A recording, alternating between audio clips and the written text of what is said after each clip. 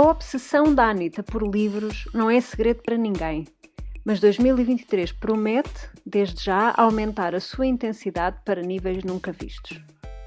Naquele que é um hábito que apela ao seu lado introspectivo, a Anitta decidiu, num ato impulsivo, abrir a sua biblioteca e sofá e reunir em seu redor toda uma tribo de devoradores de livros. Não será por isso coincidência ou obra do acaso que a primeira convidada de 2023 respire e transpire livros por todos os poros.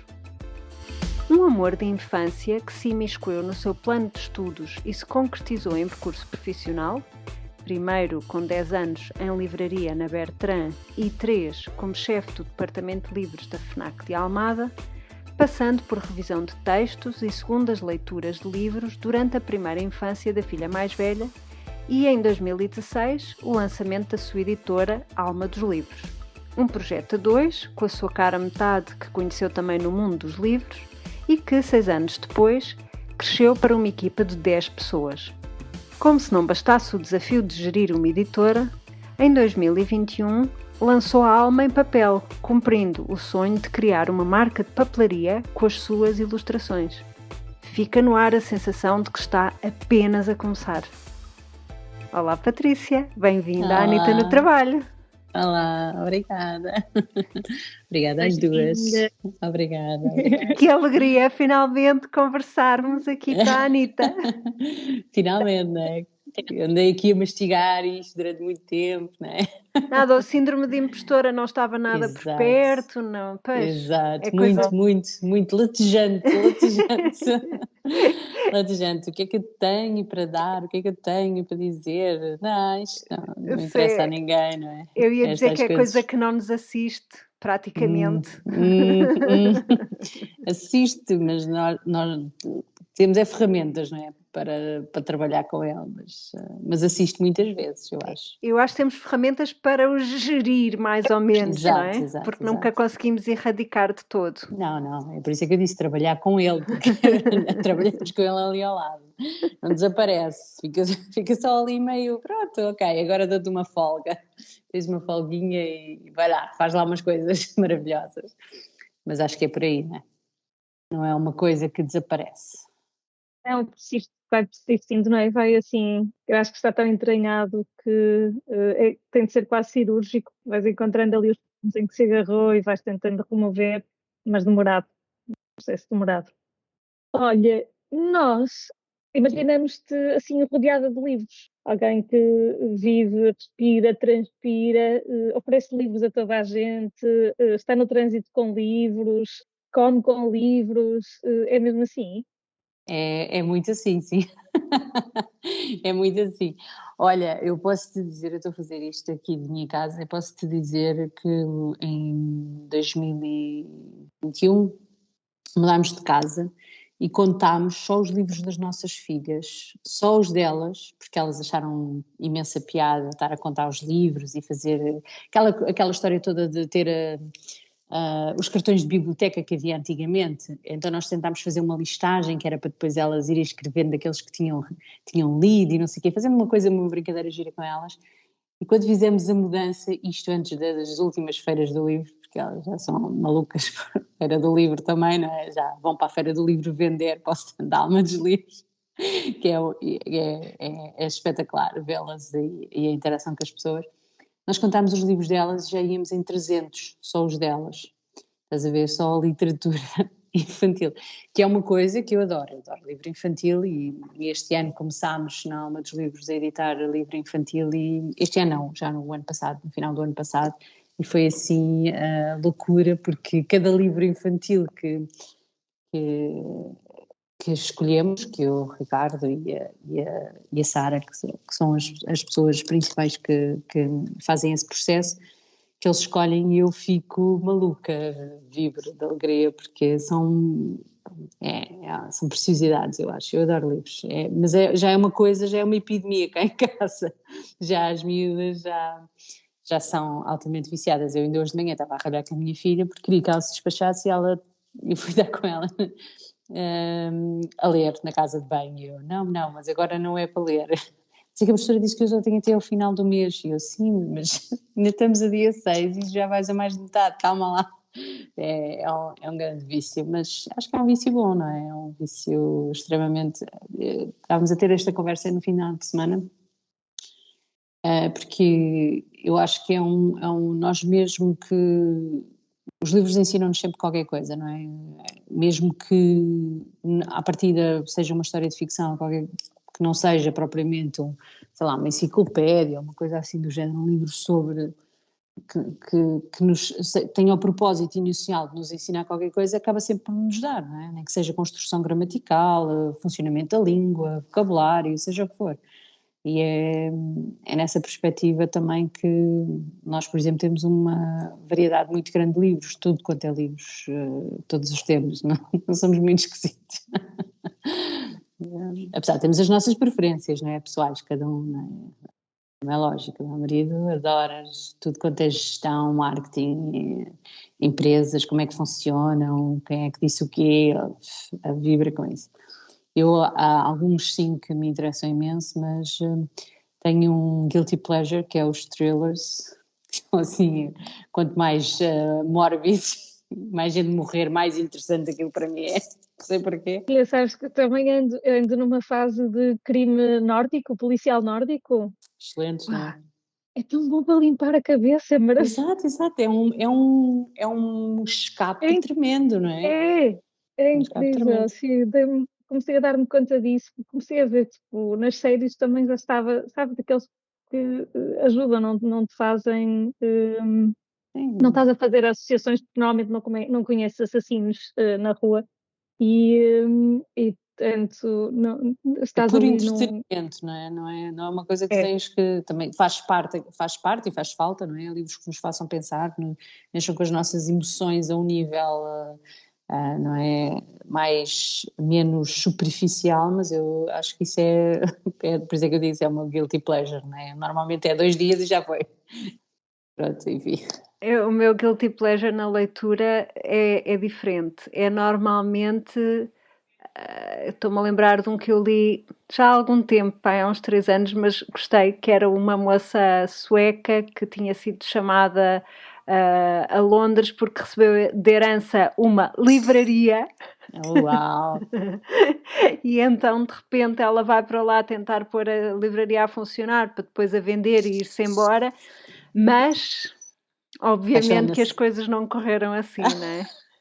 Então eu li o livro, tipo, estou a adorar isto. Mais ou menos já sabíamos que a vida dela ia mudar, não é? Claro. Mas a cena do crime, do sangue, das mortes e não sei o quê, não me lava a cabeça. Vá.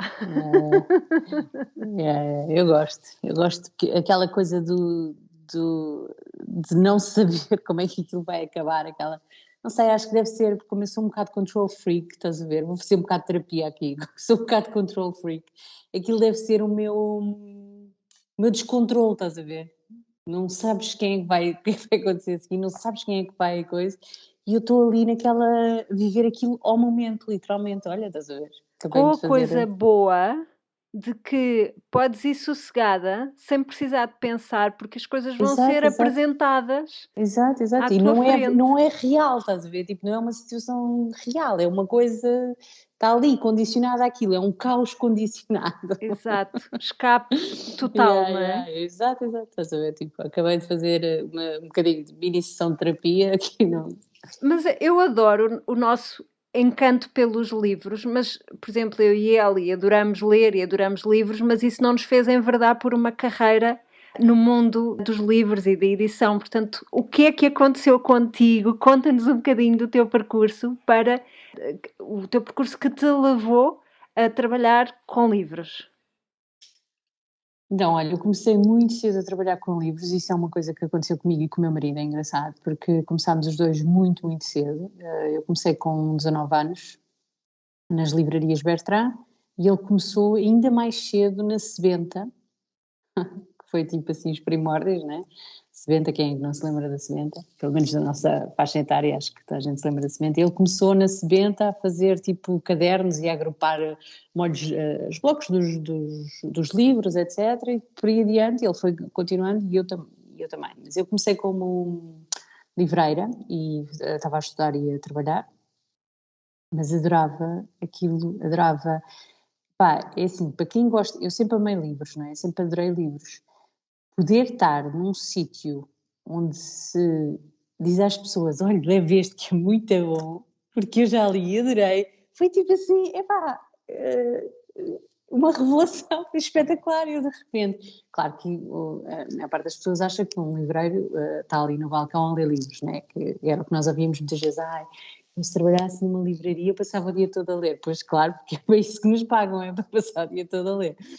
Claro que não é? A pessoa tem muito trabalho e é um trabalho que até fisicamente é exigente, não é? Porque carregar caixas de livros e empurra daqui, empurra dali, agora muda-se esta prateleira, agora monta-se uma campanha e carrega-se não sei quantos livros, é um trabalho que até fisicamente é exigente, mas tem-se acesso a eu sou boa recrutadora, não é?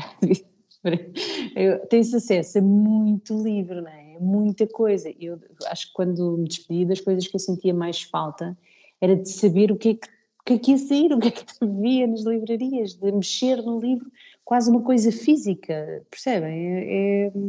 E depois é aquela coisa, gente, a pessoa já lê muito, não é? Já tem esse hábito de leitura, poder dizer a outra pessoa, eu lembro-me quando, eu e algumas das minhas colegas, quando saiu Sombra do Vento em Portugal, usavam nós, vendíamos aquilo, estávamos todas apaixonadas pelo livro, era cada pessoa, muito bom, muito bom, muito bom. Toda a gente, quem diz esse diz outro, não é? Poder dizer às pessoas, e depois eu trabalhei, tive sempre não, os primeiros anos que eu trabalhei, estava e trabalhava na livraria Bertrand dos Olivais, que era inicialmente uma livraria de bairro, ou seja, nós tínhamos muitas pessoas, que é uma coisa que eu adoro, nós tínhamos muitas pessoas com quem tínhamos relações, não é? Já tínhamos estabelecido uma relação de proximidade, ou seja, já tínhamos o número de telefone das pessoas e ligávamos a dizer quando ia sair um novo da Agatha Christie. A ASA editou uma altura uma coleção gigante, então nós ligávamos a dizer, vai sair o outro para a semana, vou-lhe guardar já um, não sei o quê. Pronto, as pessoas já chegavam ao pé de nós e já diziam, olha, daquele autor, lembra-se, eu não me lembro o nome, mas que você me recomendou, que eu gostei muito, não sei quantos, tem aqui o Ken Follett, tem aqui outro, vai sair, ou já saiu, ou olha, mas já não há nenhum destes, mas este aqui é parecido, em termos de escrita é parecido. Isso são relações que se estabelecem com pessoas e foi uma coisa que eu tenho a consciência que solidificou o meu percurso nos livros, o meu amor pelos livros, foi a possibilidade, não é? Porque todos os malucos de livros, por livros, adoram falar de livros, não há hipótese.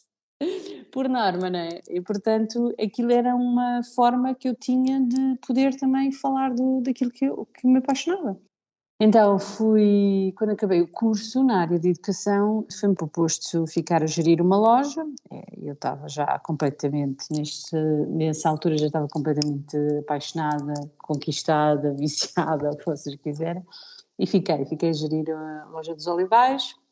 Depois fui gerir a loja do Campo Pequeno, da Bertrand também, e depois aí achei que já estava há 10 anos na empresa e já me sentia muito parada, não era muito parada, já conhecia aquilo de trás para a frente, a verdade é essa. Já conhecia toda a gente, já tinha feito não sei quantas feiras, não sei quantas aberturas de lojas, não sei quantas... Já sentia que queria um desafio, não é? Que já sentia vontade de mais. E como senti que dentro da própria empresa não iria muito mais além, já estava como gestora de loja, não havia muito mais para onde ir depois disso, ou pelo menos naquela altura não havia mais oportunidades, concorri a uma vaga na FNAC e adorei, porque depois a FNAC é uma outra, são empresas distintas, não é? Porque a Bertrand é muito concentrada nos livros e em certas coisas na altura, agora já passaram 10 anos, não posso dizer como é que está, não é? Como é lógico, seria irresponsável da minha parte, mas na altura tinha muito tradicionalismo, ainda era muito, sabes, era a livraria de 1732, era aquela coisa toda de livreiro, havia toda uma ética e uma classe de ser livreiro, era quase uma coisa, não éramos vendedores de livros, éramos livreiros, era diferente. E quando fui para a Bertrand, para a FNAC, era uma dinâmica completamente diferente, uma empresa muito mais centrada na diversidade, muito focada nos objetivos de vendas e nas vendas, mas também com um grande espírito de equipa e de não sei, eu gostei imenso, foi uma altura que gostei mesmo muito. Gostou muito quando a minha filha mais velha fez 1 ano, eu estava há 3 na FNAC e resolvi sair porque não consegui, a carga horária era muito, muito grande, eu trabalhava na altura na FNAC da Almada e demorava 1 hora a chegar lá, portanto saía às 9 horas, 1 quarto para as 9 por norma, 8h30 de sair de casa. Nós abríamos sempre a loja com uma reunião de equipa e pronto, e falávamos das vendas do dia anterior, quais eram os objetivos de vendas para o dia, etc. Tínhamos assim uns rituais. Eu tinha que estar lá antes da loja abrir às 10 horas, portanto por volta das 8h30 eu saía de casa e chegava a casa por volta das 8, ou seja, estava 12 horas por dia fora de casa, era assim, com uma filha que ia fazer 1 ano e eu estava infelicíssima, quando ela fez 6 meses e ela ficou com uma prima do meu marido, que morava ao pé de nós, e eu fui trabalhar, eu tive 6 meses para me decidir a despedir, porque eu queria muito ficar com a minha filha, queria muito ter outra carga horária, mas eu adorava o trabalho que eu fazia. Eu adorava as pessoas com quem eu trabalhava, eu gostava de gerir uma equipa, eu gostava de gerir aquele dinheiro todo, eu gostava de gerir as pessoas, eu gostava daquilo tudo, eu gostava daquela dinâmica, eu gostava da maneira como as pessoas se juntavam para montar uma loja ou para montar uma campanha, eu gostava daquilo e gostou-me imenso, foi mesmo uma decisão assim difícil, não é? Porque há aquela ambivalência de querermos continuar com há uma parte nossa de validação pessoal, não é? De realização pessoal que é importante, mas depois havia aquela parte que ia contra tudo aquilo que eu acreditava que era o meu papel como mãe, não é? Tipo, sem julgamento nenhum para quem o faz, não é? Porque cada um tem que saber sim, não é? Houve uma fase da minha vida em que aquilo foi suficiente, mas depois deixou de ser, não é? É mesmo assim, não é? E começou-me a pesar, e em vez de ser uma coisa que eu ficava feliz, porque eu lembro-me quando comecei a trabalhar na FNAC, quase 8 horas, eu era 10 horas, 12 horas de trabalho todos os dias, se fosse preciso, porque eu adorava aquilo, não é? Não havia hipótese. Mas depois, pronto, a coisa mudou, não é? Com uma criança pequenina, isso muda muito, não é? Os limites mudam muito.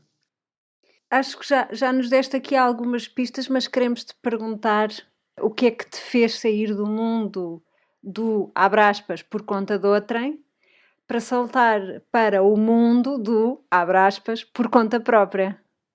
Olha, isso eu posso te dizer que primeiro foi muito por necessidade, não é? Porque eu queria começar eu ia despedir-me, não é? Tinha que arranjar um recurso monetário, uma forma de fazer dinheiro, não é? Então a primeira coisa que eu comecei a fazer foi fazer um curso de revisão de texto e andei a fazer revisão de texto.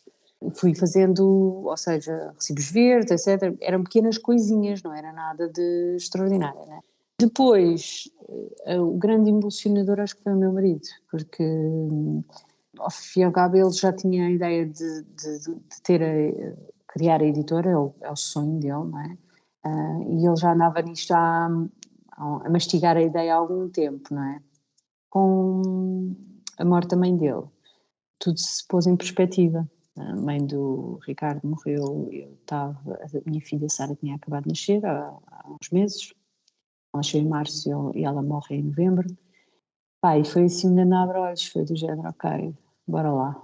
Ele disse, vou deixar a editora onde estava, e vou deixar, que ele já trabalhava numa editora, vou deixar a editora e vou criar a minha. E, na altura posso-te dizer que foi assustador, não é? Porque eu não tinha nenhuma fonte de rendimento fixo, ou seja, ia fazer uns trabalhinhos, não é? onde havia, às vezes não havia. Nós tínhamos um nível de vida assim muito... Sempre fomos muito, os dois, muito conscientes, muito regrados e sistemas parecidos, acho que é uma coisa ótima, não é? E sempre fomos muito,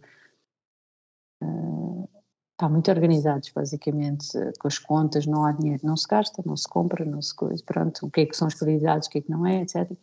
E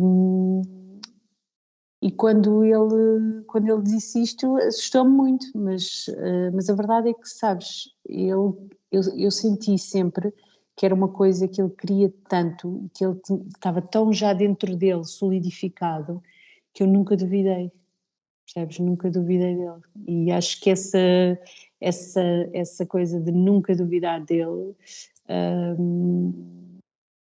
foi uma das coisas que o impulsionou a ele e me impulsionou a mim, não é? Depois comecei a ir fazer, isto foi em novembro, ele deixou em janeiro, a editora oficialmente em janeiro, e começámos a ir a trabalhar para lançar a Alma dos Livros. E eu comecei a ir a trabalhar com ele, fazíamos tudo, os dois num escritóriozinho minúsculo, que era em Arruda dos Vinhos, era mesmo uma fase em que trabalhávamos os dois na mesma secretária. Nem sempre foi fácil, aviso já que é muito desafiante mesmo. É super desafiante trabalhar com uma pessoa, eu acho, não é a história de toda a gente, mas a minha história é assim, né? Foi muito desafiante porque nós acabávamos por estar os dois juntos o dia todo a trabalhar, depois íamos os dois para buscar as nossas filhas, depois vinham os dois para casa, não é? Sempre, pronto, acaba por se tornar...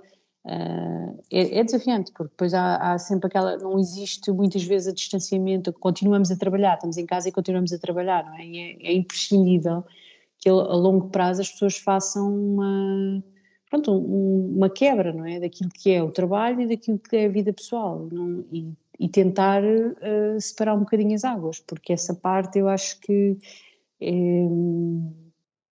não quer dizer que seja, mais uma vez, ressalvo, não é? Não é assim para toda a gente, de certeza, mas no nosso caso chegou um ponto em que era muito complicado, porque depois eu ia para casa com o meu colega de trabalho e às vezes não queria estar a falar de trabalho, queria largar o trabalho, mas a gente lembra, tanto ele como eu, não é?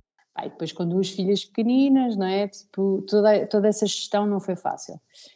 Desculpa interromper-te, como é que vocês faziam? E ainda por cima a experiência, não é?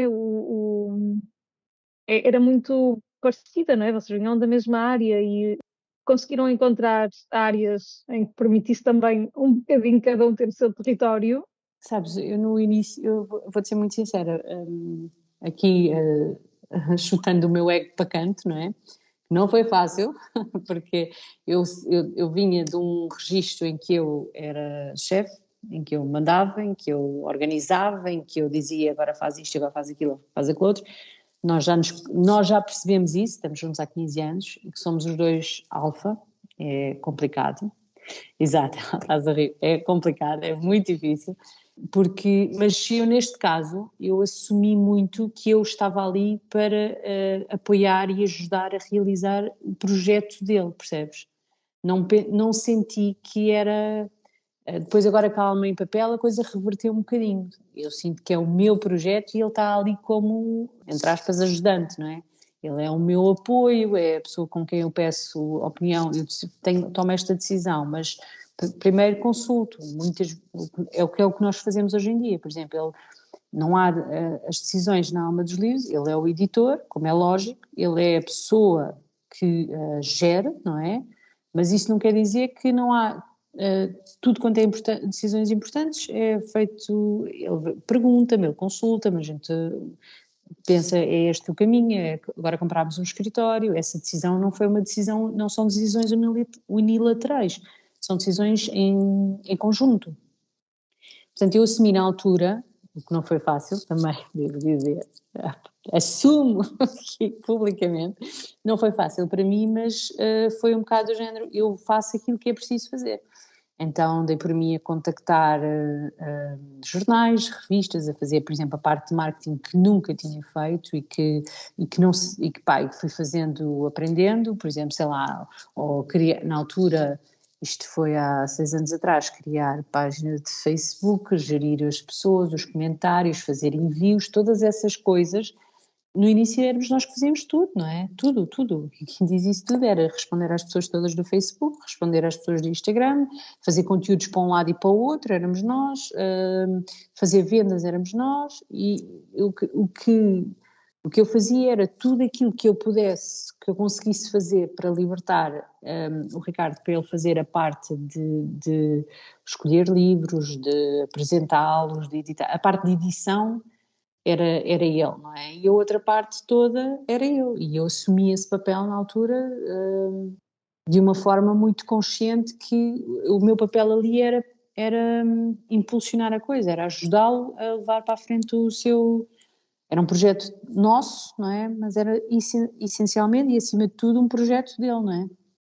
Estava um bocadinho, percebi, no outro lado alfa, e o facto de quando trabalhamos com a nossa cara a metade, haver aqui um equilíbrio que se calhar se torna muito mais difícil, porque estamos habituados se somos os dois alfa, estamos os dois habituados a ter o nosso território onde podemos exercer essa situação. Então senti curiosidade também, porque não é muito diferente de quando eu trabalho com o João em algum projeto, não é? E nós temos alguns negócios em conjunto, e esse lado do desafio e do conflito e dos dois a quererem ter a posição, naturalmente, não é? Os dois a terem a posição dominante, e muitas vezes pisarmos, não é? Pisarmos o pés ou sentirmos os pés pisados, é uma gestão bastante difícil, e que nós o que fomos fazendo foi ao longo do tempo. Eu acho que naturalmente convosco se calhar também aconteceu isso, foi irmos encontrando cada um o nosso território, onde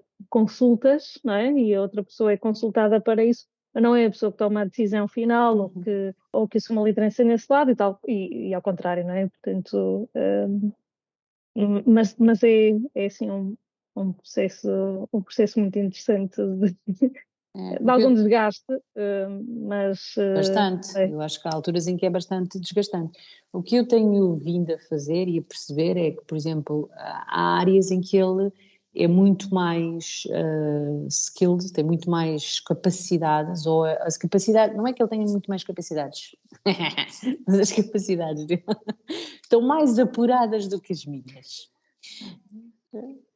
Eu quero só aqui fazer um parênteses para quem nos ouve, que é o seguinte: eu e a Eli temos o microfone em mute, então sempre que a gente se ri parece que não se ouve, não é? Parece que a Patrícia está a falar para o éter, não é?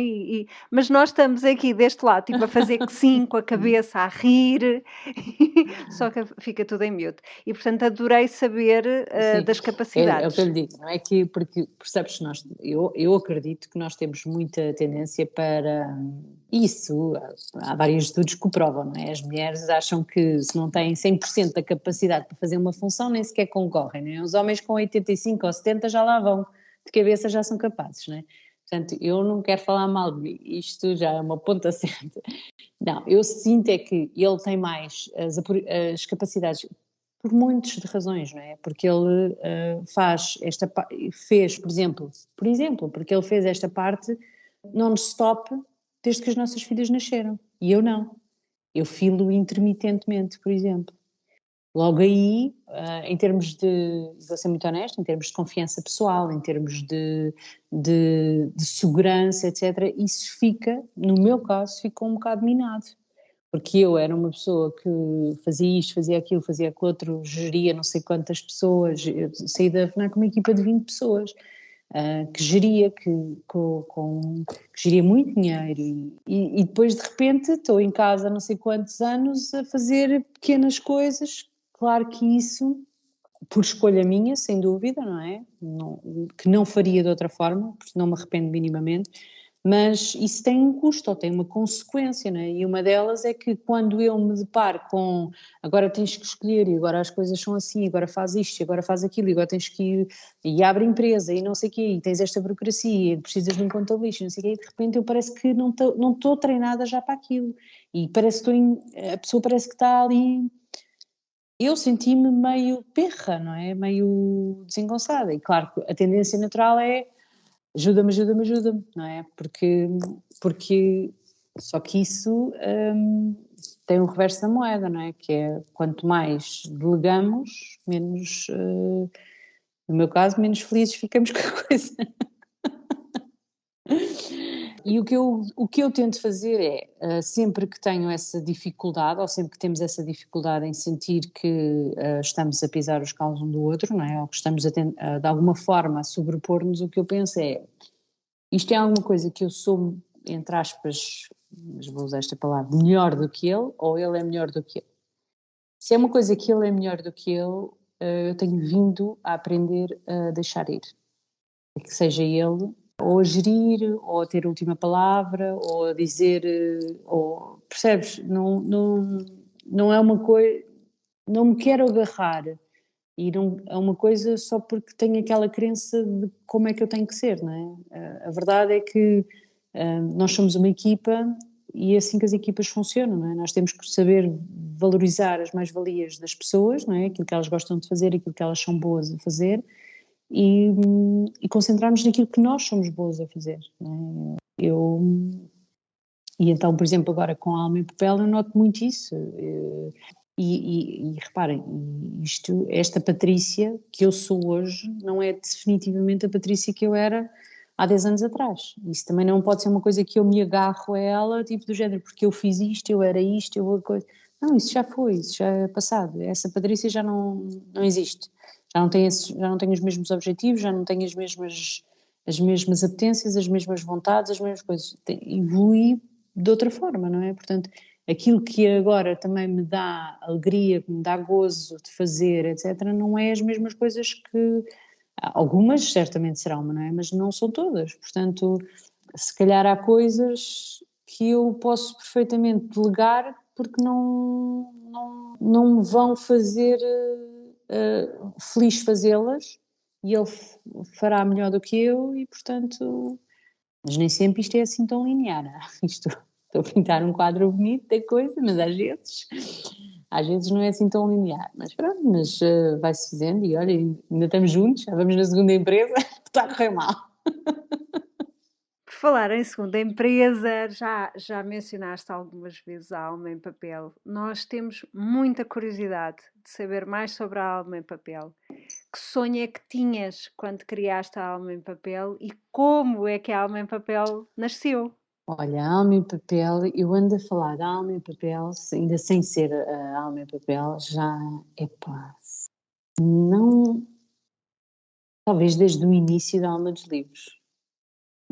Paralelamente ao sonho do Ricardo, eu tinha o sonho de criar uma marca de papelaria. Eu adoro papelaria e sou mesmo daquelas pessoas que, pá, não é hipótese, sou papel, eu escrevo, tenho os meus cadernos, tenho carrado as coisas, não é hipótese.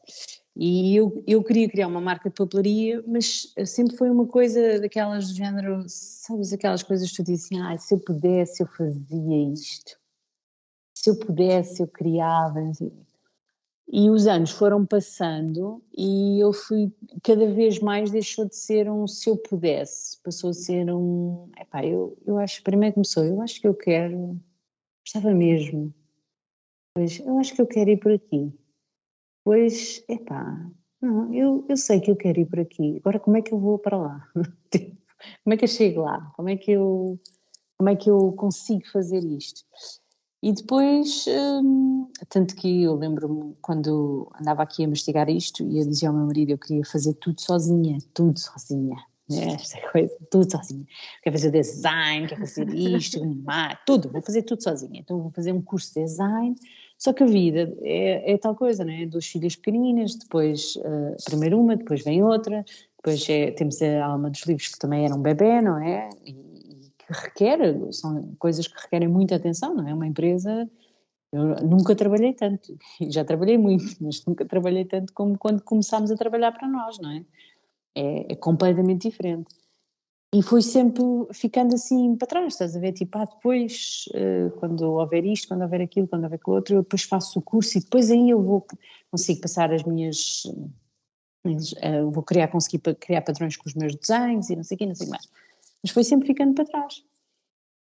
Até que um dia estava a almoçar com o Ricardo e ele diz-me assim, olha, e se tu, porque ele é um homem muito inteligente, vou já te fazer publicidade, dele, é um homem espetacular. E ele disse-me assim, mas porquê que tu continuas agarrada a essa ideia de que tens que ser tu a fazer tudo?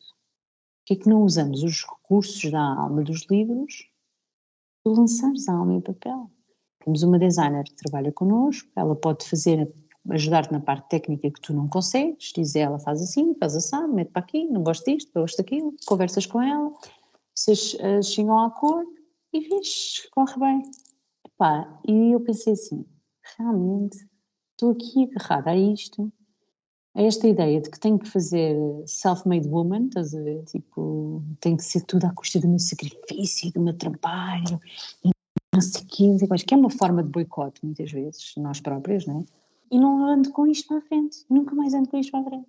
Aí fui reunir com a Diana Trigo, que trabalha connosco, e gostei imenso dela, e começámos logo a trabalhar, e correu super bem, tipo, mesmo super bem, e eu fiquei super feliz, e, pá, e depois aí, nessa altura em que eu tive e vou ser honesta, na altura em que eu tive este desbloqueio, desta crença de que eu tinha que fazer tudo, a partir daí foi um tirinho, foi rapidíssimo, porque a partir daí já tinha imensas coisas, porque já tinha imensas coisas, imensas ilustrações, imensas ideias que estavam já, tipo, na minha cabeça, só que ainda não tinham sido, que é tal coisa, não é? De que é que serve tudo aquilo que tu tens na tua cabeça se tu não concretizas, se tu não passas para o papel, se tu não avanças, se tu não dás o salto, não é?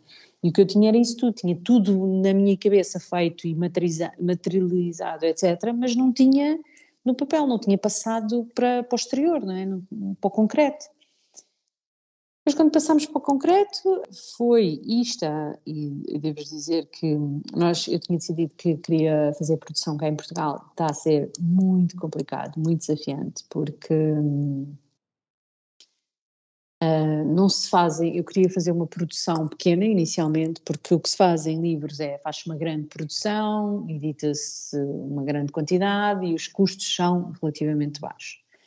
Mas se quer publicar pouco, ou se quer publicar uma quantidade, os custos são muito elevados. Então é do género, quase que te vendem a história do género, ok, publicas 1000, mas se não vendes, paciência, coisa que a mim me faz imensa confusão. Então anda aqui esta parte, pronto, e depois também lançámos a Alma em Papel, saiu em outubro de 2021, logo a seguir rebentou uma guerra, não é? Começamos com escassez de materiais, já tinha planos para uma nova coleção em janeiro e fevereiro que tive que deixar porque não arranjávamos não arranjávamos gráfica, basicamente, a preços acessíveis, tendo em consideração que eu já tinha lançado uma coleção com uns preços específicos, não é? E agora estavam-me a pedir para editar o dobro daquilo que eu tinha pago a primeira vez. Em alguns casos eram aumentos de 100%. E eu fiquei desalentada, fiquei mesmo desanimada, andei aqui uns tempos largos a remoer o que é que fazia, o que é que não fazia, sempre a dar pequenos passos que era literalmente para não desistir, não é? Porque quando não vemos a coisa avançar, precisamos ou seja, quando não há uma materialização de uma coleção, quando não há artigos novos a sair, etc., é preciso eu precisei de dar a mim própria outras coisas pequeninas que eu fosse fazendo para conseguir continuar agarrado ao projeto, não é? Para que eu conseguisse que ele não morresse. Mas senão depois chega um ponto e ele morre, não é? Porque não é como uma fogueira, não é alimentado de ar, não morre. E então fui fazendo pequenas coisas, fui idealizando o que é que eu queria em novos artigos, etc, etc, etc. E em setembro lançámos uma coleção, setembro não, outubro, foi mais uma vez, foi tendo dias sistemáticos, porque agora não havia coisas simples, tipo do género, os cadernos de argolas, não havia argolas. Os to-do lists levam uma cartolina atrás, não havia cartolina. E eu a desesperar, literalmente, do género, tipo, ok, agora, e é preciso, e foi uma altura muito difícil, porque são alturas em que, foi uma altura em que eu acho que não estamos a viver uma altura fácil, não é? Em que as pessoas têm muito medo também, no geral, não é? E estamos ainda muito, sinto eu, ainda muito vincados a esta epidemia, a esta guerra, a estas coisas, não é? E depois isso foi alimentando toda esta narrativa, não é? Então não há materiais, não há isto, não há aquilo, e vai-se adiando, vai-se botando, e eu própria estava com receio. Bem, mas lá conseguimos, no final era para ser no final de setembro, a sair a agenda, e fizemos só uma agenda. Eu quis fazer uma agenda só semanal, não quis fazer logo 3 ou 4, porque achei que sinceramente, porque eu acho que é preferível baby steps do que estar a andar para trás, e eu queria perceber qual era, ao fim e ao cabo, o que é que nós tínhamos já conquistado em termos de mercado, não é? Qual era o nosso público, o que é que ele estava à procura, se havia boa aceitação, etc. Claro que eu tenho já muitos mais planos para 2020. Mas para 2023 já fizemos uma agenda que eu adoro, que foi um projeto também muito pessoal, porque eu acho que todos os meus projetos para a Alma e Papel têm sido um bocadinho pessoais. Acho que eu acredito que as marcas são muito o reflexo das pessoas que as criam, e acho que a Alma e Papel é um meu, não é? Daquilo que eu amo, daquilo que me apaixona, da beleza que eu quero trazer para o dia-a-dia das pessoas, daquilo que eu acho que isso nos condiciona, não é? No dia-a-dia e na forma como abordamos a vida e abordamos os outros. Então fizemos a agenda, lançámos quatro novos padrões. Agora estou novamente à procura o que eu queria era um parceiro de trabalho, mas está a ser muito difícil. E depois estou sistematicamente a ouvir escala a produção para fora de Portugal, escala a produção, mas eu queria manter cá, porque isso é uma coisa que me dá alegria, me dá gosto poder dizer que é nosso, não é?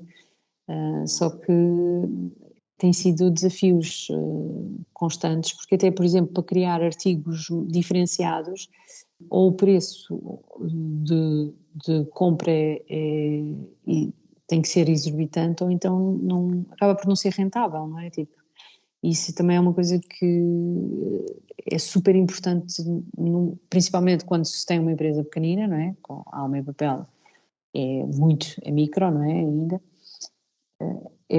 Os tiros têm que ser bem dados, como se costuma dizer, não é? Os falhanços têm um peso muito superior, não é? Não se diluem da mesma forma quando já há uma engrenagem, quando já há uma máquina que funciona, não é? Agora, neste caso, como ainda somos muito pequeninos, qualquer tiro no pé dá muito mais. Portanto, tenho que equacionar, mas gostava muito para 2024, vocês ainda não perguntaram, mas eu vou já dizer, gostava muito já me antecipar. Estávamos a tirar o miúdo já.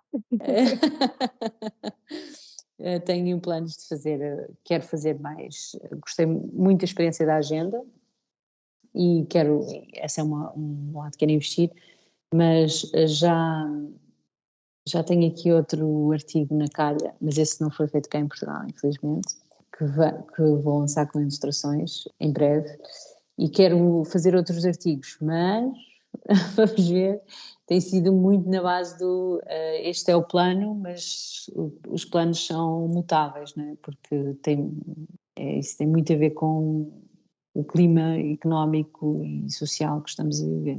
Como é lógico, não é? Por exemplo, papelaria não é um bem de primeira necessidade. Eu sinto que as pessoas nesta fase estão muito condicionadas, não é? Enquanto que um livro, por exemplo, tem essas duas perspectivas, não é? Um livro a pessoa vê como uma mais-valia, não é? A percentagem de pessoas que vê papelaria ou cadernos ou to-do lists ou planners, não sei o quê, como uma mais-valia, como um investimento e não como um gasto de dinheiro, é muito inferior, não é? É um nicho diferente. E, por exemplo, como tenho essas duas coisas, vejo bem a diferença entre uma e outra, é palpável. O que eu penso é uma coisa que vai crescer, não tenho dúvidas disso, mas vai ser a um ritmo diferente. E outra coisa é eu estar a comparar os dois negócios, isso é que é tramado. Tenho que o não fazer na minha cabeça. O que é que achas que é o fator mais crítico, ou a competência mais crítica para te fazer navegar e manter à tona e continuar com os teus planos e ir ajustando os teus planos, desde que atravessaste uma pandemia, com o período de guerra, com todas as dificuldades que tens tido? Há aqui alguma característica ou alguma competência que ou já tinhas ou tiveste de desenvolver e que consideres que é fundamental para quem quer se aventure como tu? Olha, eu acho que, para começar, acho que tens mesmo de ter muita certeza do que é que tu queres. Acho que se não talvez, se não saberes qual é o caminho que queres fazer, não vais lá. Onde é que queres chegar, não fazes caminho nenhum. Não sabes onde é que queres chegar, não fazes caminho nenhum. E eu tenho muito pleno dentro de mim ou qual é o caminho, onde é que eu quero chegar, o que é que eu quero ter, não é? Em termos de empresa, o que é que eu quero ter, em termos de alma e papel, quais são os meus objetivos. Acho que eu tenho isso muito, muito presente. Claro que existiram momentos aqui em que eu pensei, pá, vou ter que desistir, não consigo arranjar parceiros, as coisas não se repercutem da maneira que eu idealizei, mas é tal coisa. Por não se repercutirem da maneira que eu idealizei, não quer dizer que não estejam a ter resultados. Pode não ser aqueles que eu estava à espera, ou pode não ser aqueles, ou pode não ser o percurso que eu estava a idealizar que ia ser, não é? Por causa da forma como o exterior influencia aquilo que tu estás a fazer, não é? Porque nós somos todos condicionados. Não é? Acho que o ressignificar tem sido uma palavra muito importante para mim. Estar constantemente a reformular e ressignificar aquilo que vem. Porque, como te disse, desde o início nós temos uma crença, criamos crenças de como é que as coisas devem ser, como é que nós devemos comportar, como é que as coisas, não é? Esquematizamos. Eu, que sou uma pessoa muito organizada e muito controlada, freak, imaginei todos aqueles passinhos, não é? E depois de vez em quando salto 3 ou 4 e depois desbardar-me no chão, não é? Faz parte. E a pessoa, a capacidade de pensar, hoje meto mais um tijolo, amanhã meto mais outro, e daqui a uns tempos, como dizia, acho que era uma quote do Will Smith, que dizia, mete um azulejo de cada vez, e quando das conta, não é um azulejo, é um tijolo, das conta tens um muro.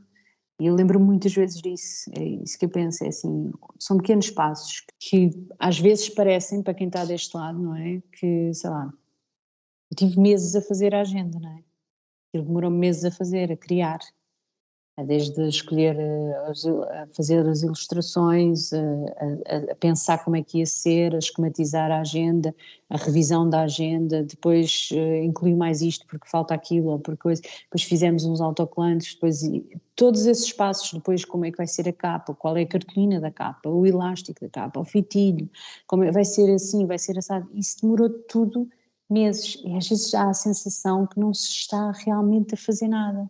Mas depois, quando a coisa sai cá para fora, aí eu agora olho para trás e penso, ok, já fiz estes padrões, já fiz entre aspas, 2 coleções, né? Já tenho uma agenda, agora vou ter mais estes artigos, mais aquele.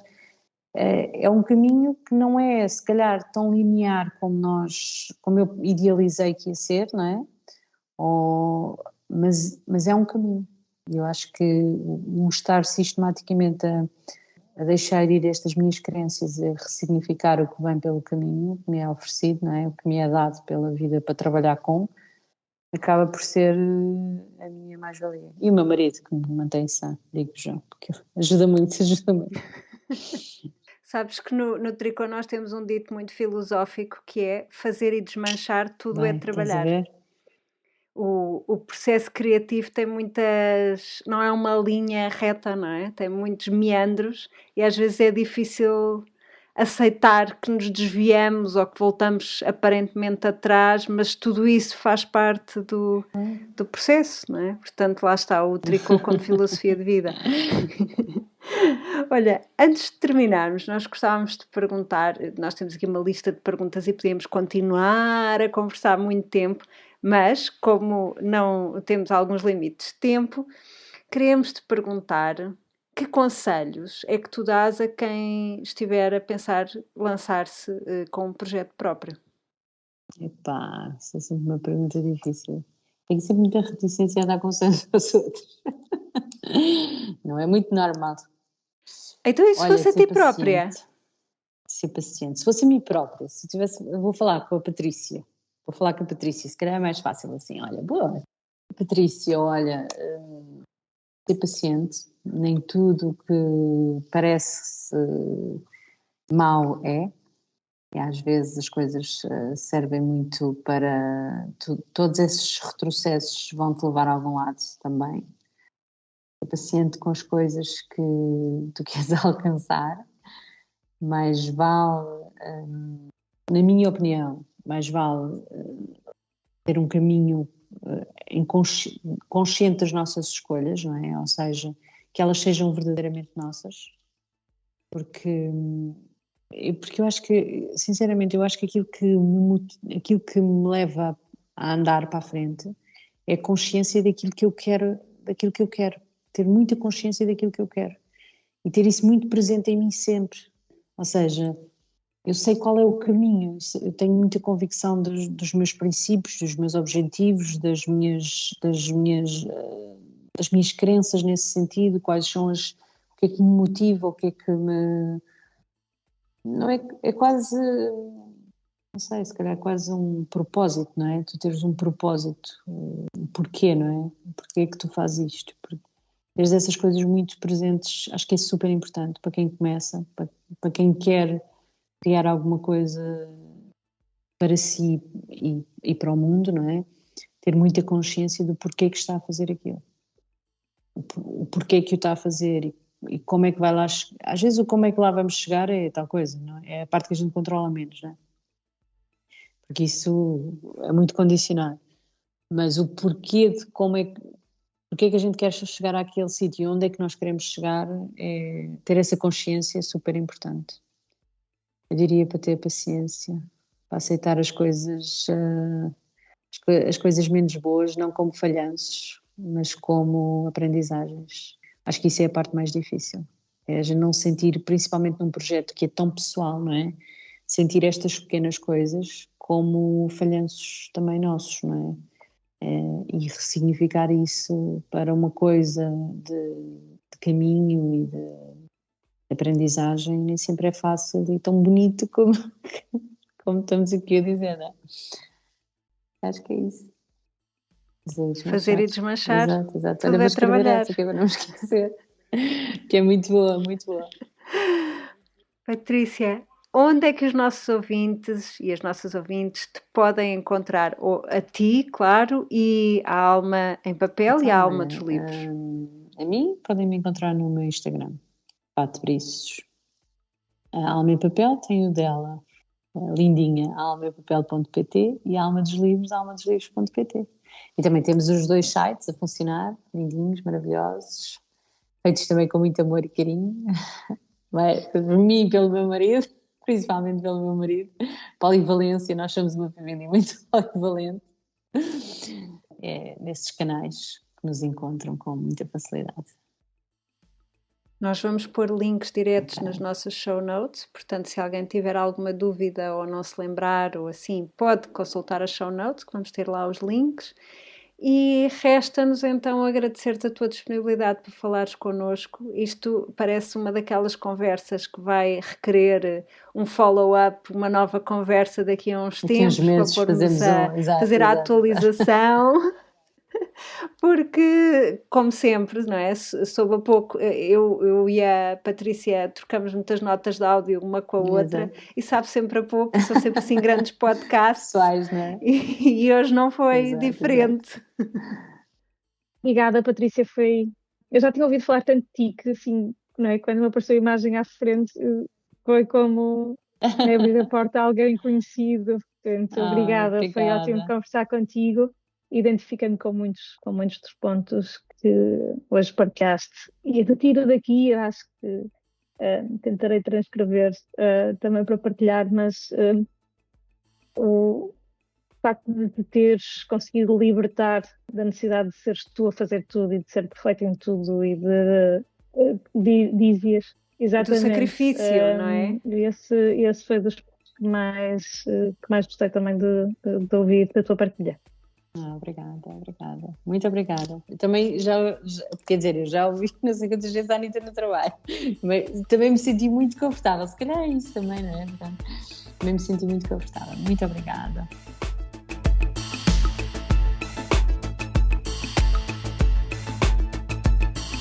A Anitta regressa ao trabalho quando bem lhe apetece e pode, idealmente a cada 2 semanas, mais coisa menos coisa, com um ponto de situação nos seus projetos.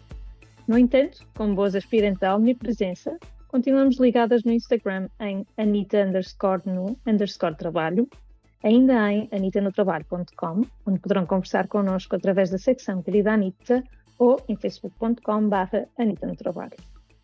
Para consultas mais específicas, a Anitta está disponível para sessões individuais com a sua comunidade em anitanotrabalho.com/consultório ou calendly.com.